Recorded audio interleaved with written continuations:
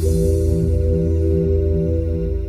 morning from one of the 7,000 plus islands here in the beautiful Philippines. You might not be able to tell much from my picturesque background. However, sometimes backgrounds tell an incredible story, subliminally even. Not that I would try to send you a subliminal message or anything, but all I can say is sometimes free advertising can't be beat. Been avoiding Boracay for the last couple of weeks for a couple of reasons. One, I was in Thailand. Two, I was in Aklan, and there's incredible beaches there in Cataclan. This is actually part of Cataclan.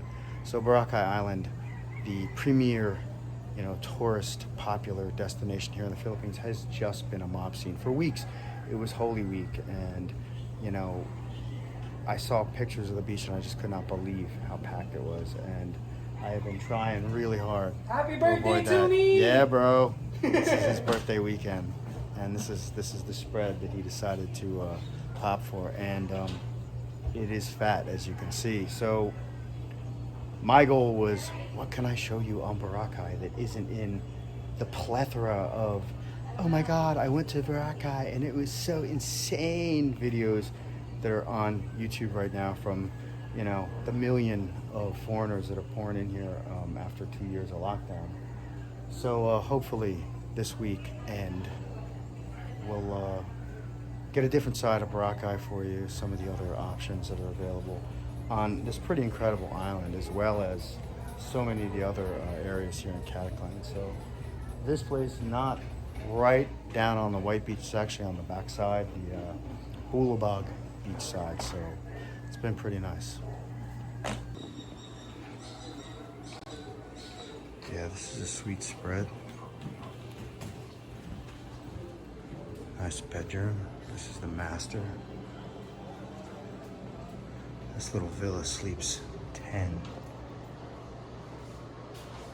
Yeah, not too shabby, not too shabby.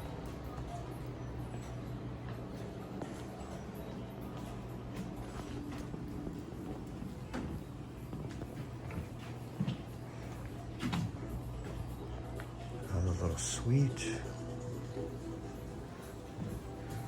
Yet another little suite. Very sweet. A private van ride from Kalibo to the Cataclan port only takes about an hour when you have a native Aklanan driving. There's a pretty fat van ride down. My boy hooked it up. This is the port at Cataclan, where everyone has to go through to get to Boracay, and more QR codes. This is not a holiday weekend. Wow. Yeah, the QR code scanning holds everything up. One line for QR code scanning, one line for the environmental and terminal fee, and yet another line for the boat ticket. Yeah.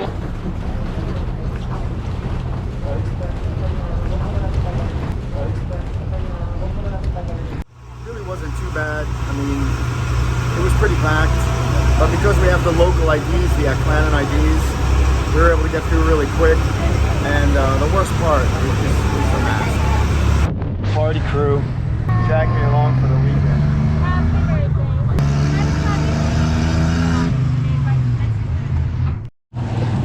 Alright, my crew wanted to hit the D Mall here to grab some grub before we head up to the villa. Maybe while they're doing that, I'll get some produce or something. I doubt I'll be able to eat anything where they're at because of the keto restrictions, but I got a bunch of avocados and stuff, so.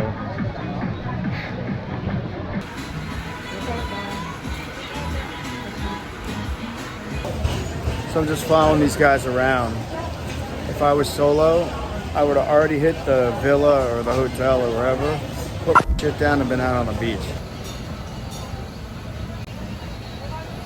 That's one of the things I like about having a restricted diet, or right now the keto diet. I'm like, bro, just grab an avocado and hit the beach.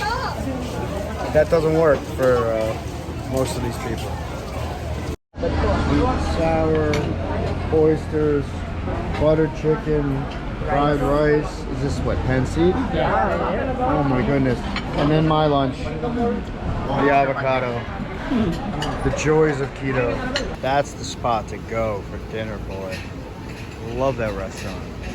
If you're gonna roll solo, Boracay's probably the place to do it. I mean, there's so many people here, so many bars down on the strip, and in here in the D Mall. Unlike some of those Cataclan beaches that I've been visiting, where you're just total solitude. I mean, they really got everything here.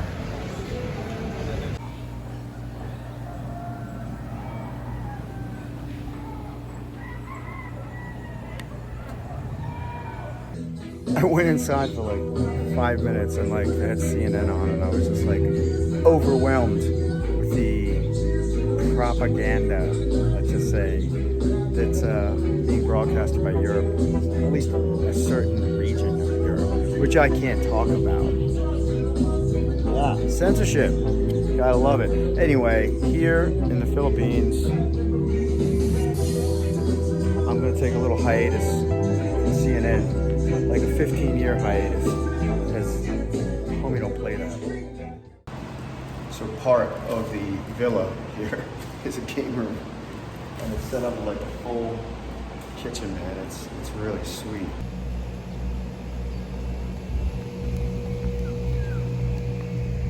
Yeah, the villas here are really sweet. They all have their own little private pool. Game tables, and of course, just outside of a super swank villas,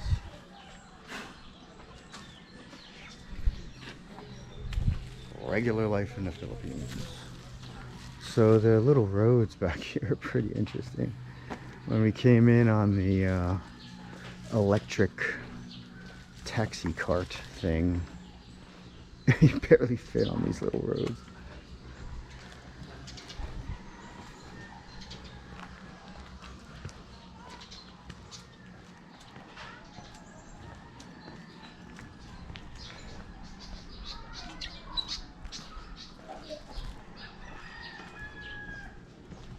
I feel like there were a lot of turns on the way in here. I hope I don't get lost.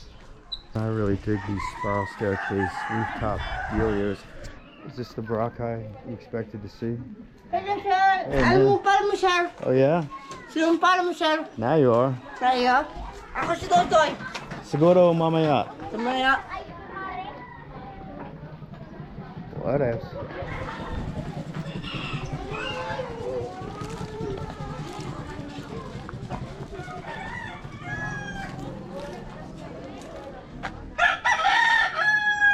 Alright, turn left at the rooster. Oh, what's up, bro?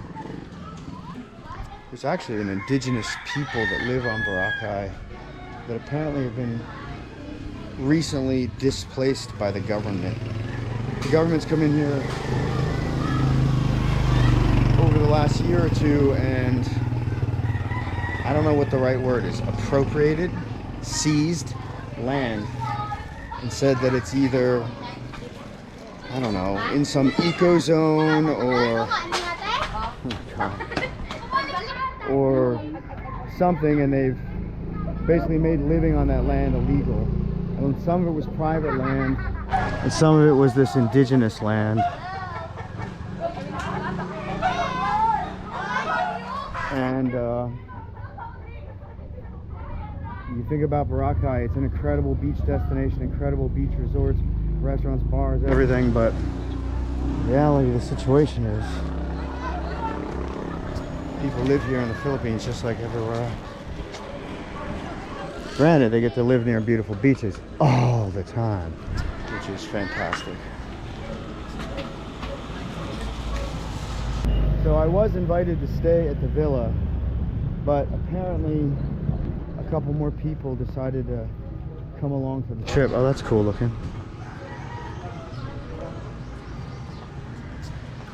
Native construction. And because they invited me and everything was free and they drove me here and they paying for all the booze and all the good stuff, I decided to say, you know what, let me just bow out of the villa. I found a really cheap, really close hotel here. I haven't seen it yet, except online. And I'm just gonna walk up there and see if I can't. Here's another little side road. This one's not even paved. Is that the Boracay you want to see? Guarantee you won't be seeing that on the I went to the most amazing island in the world videos. Well, maybe it's worth a look. Anyway, so yeah, I found this hotel really cheap, and well, I say really cheap, and I mean that compared to US prices. This one's actually under 2,000 pesos a night, which is kind of surprising, although maybe not, because it's towards this end of the island. It's not on the white beach.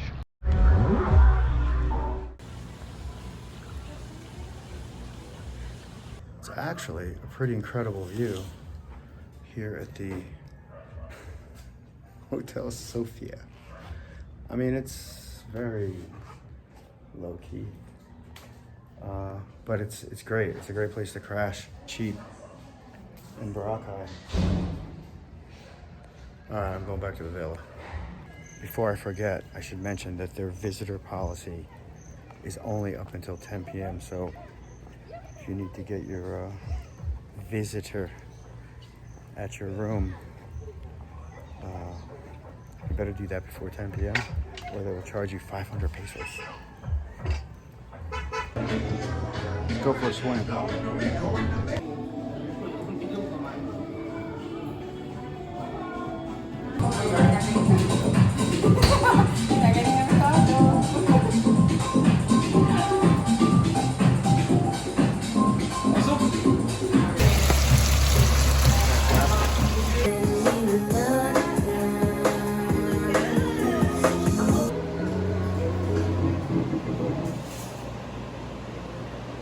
Kept saying Bangkok has Manila Beach, but you know, I didn't get to Phuket.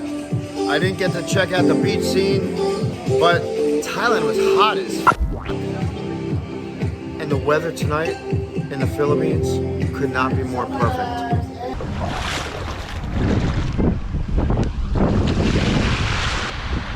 What's really great about Boracay is that you can literally come out of the water and go up to the restaurant when your lunch is ready.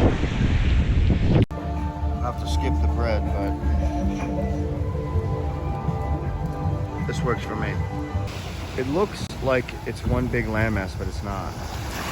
This here is the mainland. That's Aklan, that's Cataclan. Those are the beaches that I've been exploring for weeks now.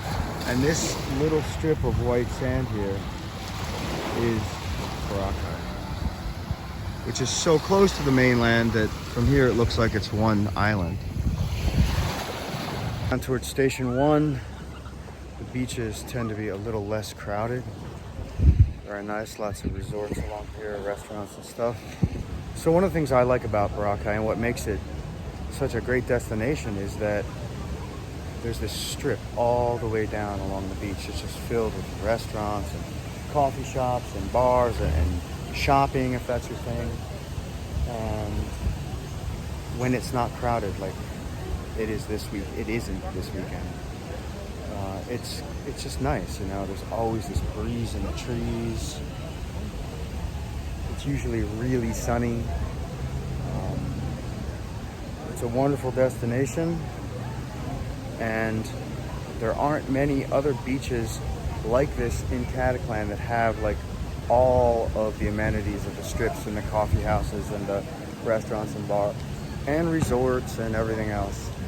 You can find beaches that are as beautiful, but you can't find the amenities. And I think that's why people really like to come here. And the sand of Boracay. The sand of Boracay is legendary. It is like talcum powder. Finest white sand.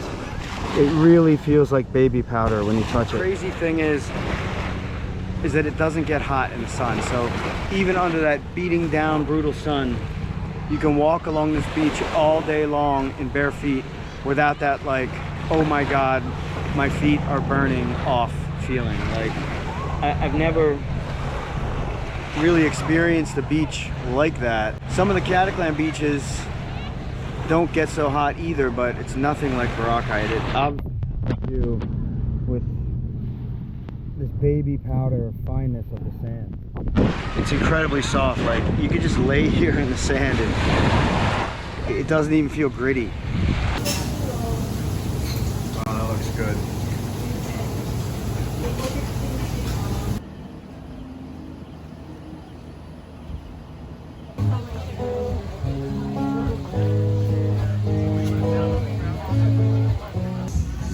And of course, the same shops are open all night long. So, Boracay at night, at least during this weekend, it's definitely busy. I mean, there's lots of people everywhere. Bars are open, but it's not really wild. Like so far, things seem really tame. Like there's no drunken revelers and girls up dancing, and at least not yet.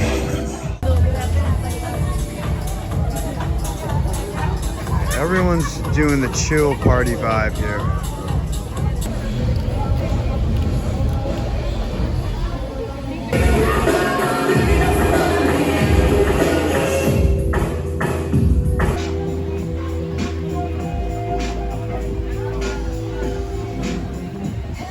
Thanks so much for watching. If you liked this video, please hit the thumbs up and subscribe.